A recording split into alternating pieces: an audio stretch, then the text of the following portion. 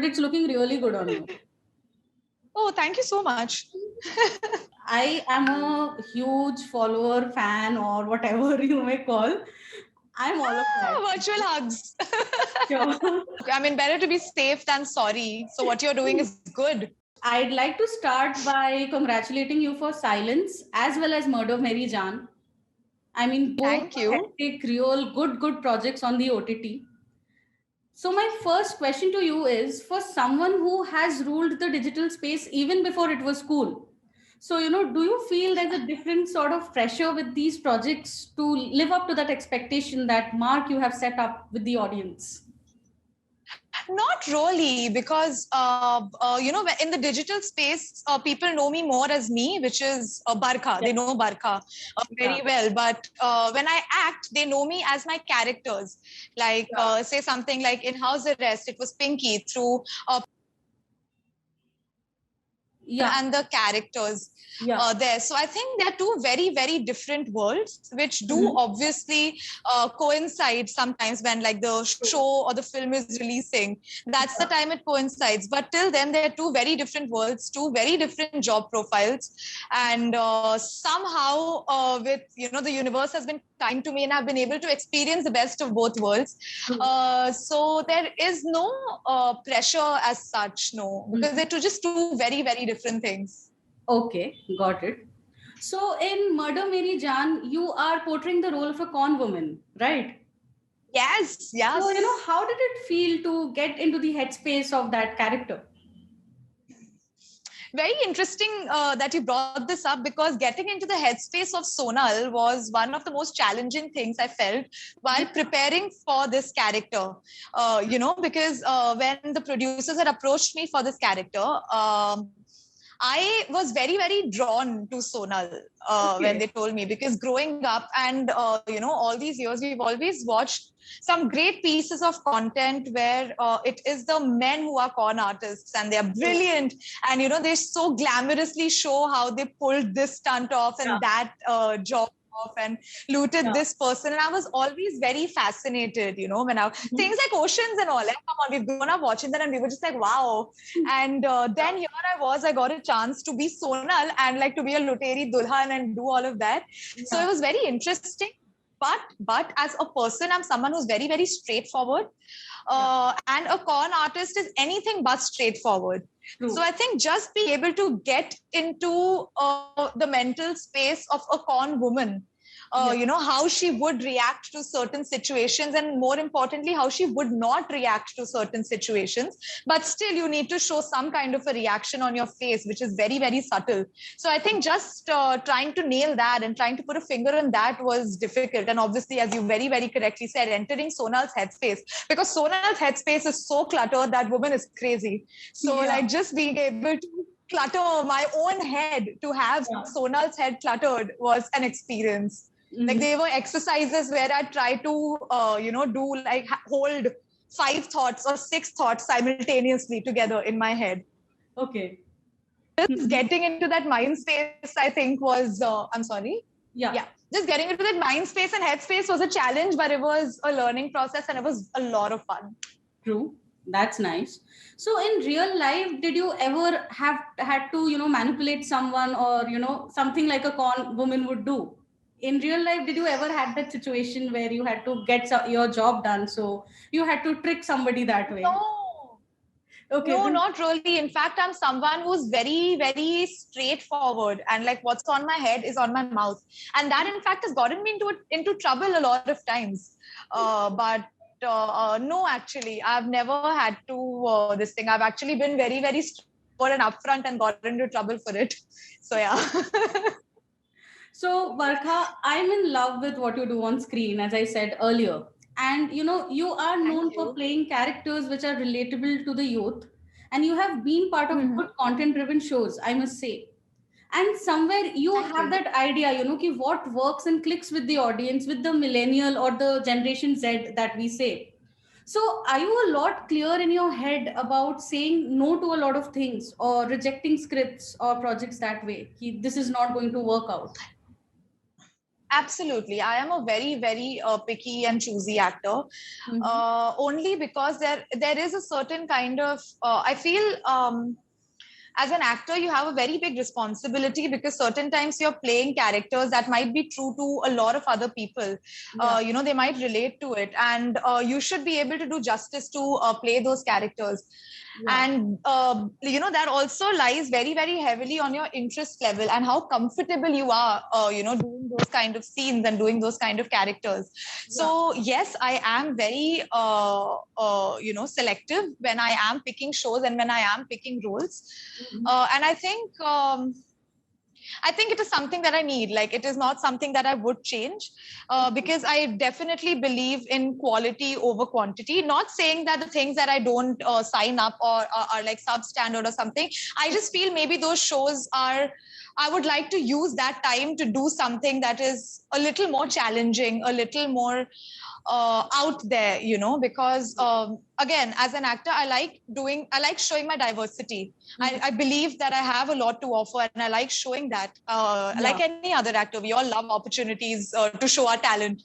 And luckily, you know, whether in all the different characters that I have played, while they are all relatable at a base level, they are all quite different from each other. Whether it was Sabu from wow, I forgot my own show's name. Whether it was Sabu from Engineering Girls, which is also on Netflix now, it was a TVF original.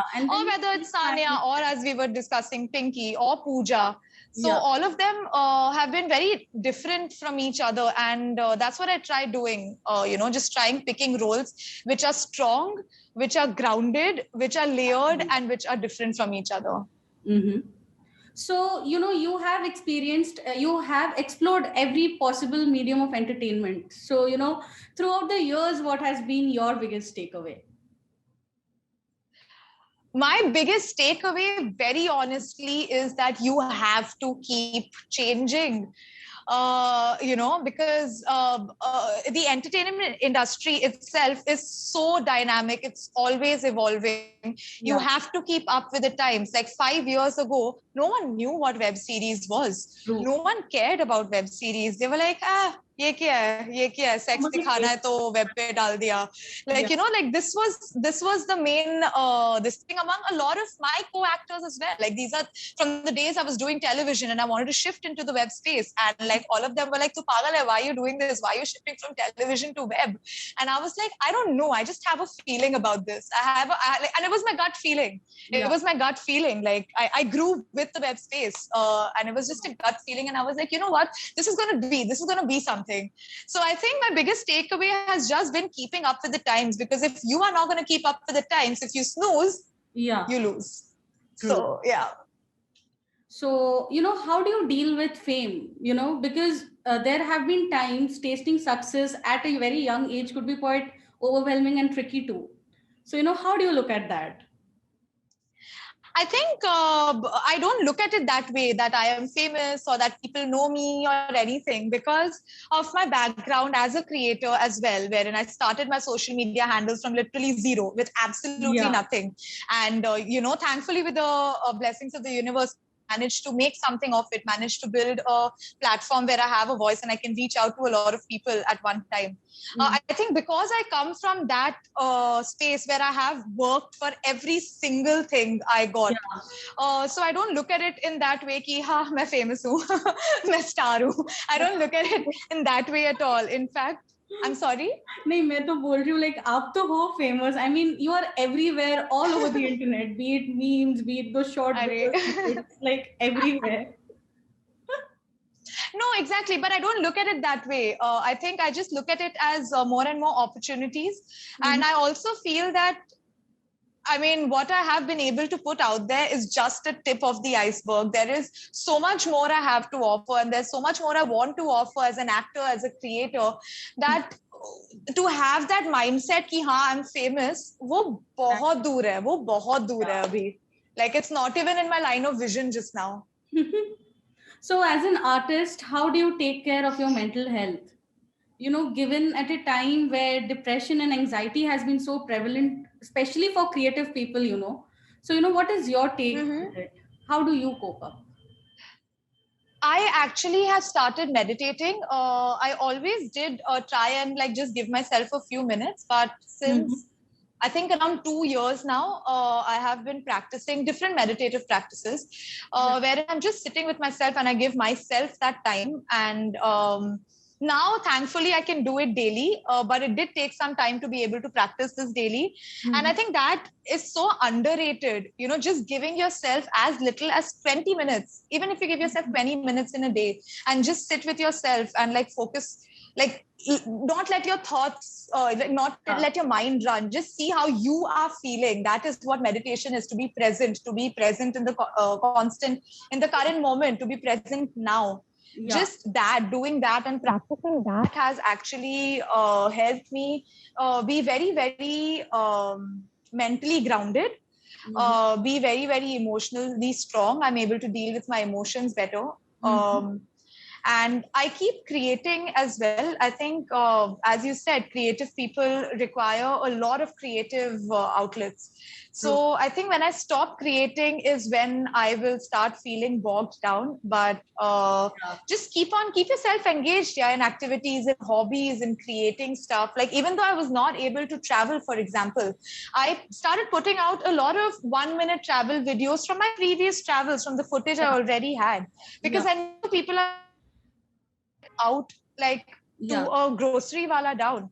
So I thought it would be something that people would like to see, if they can see this gorgeous city of Paris in 1 minute, or they can see Barcelona in 1 minute, or they can see Finland in 1 minute. So I think just doing things all the time. And I started working out a lot. So that's helped as well, both mentally and physically. No, I think you are right. Meditation is very underrated. And I think our youth needs to follow it more, but we don't. We don't have that patience nowadays. So I think maybe whoever is watching this, they should understand this. If Barkha is suggesting, absolutely take up. Yeah, true.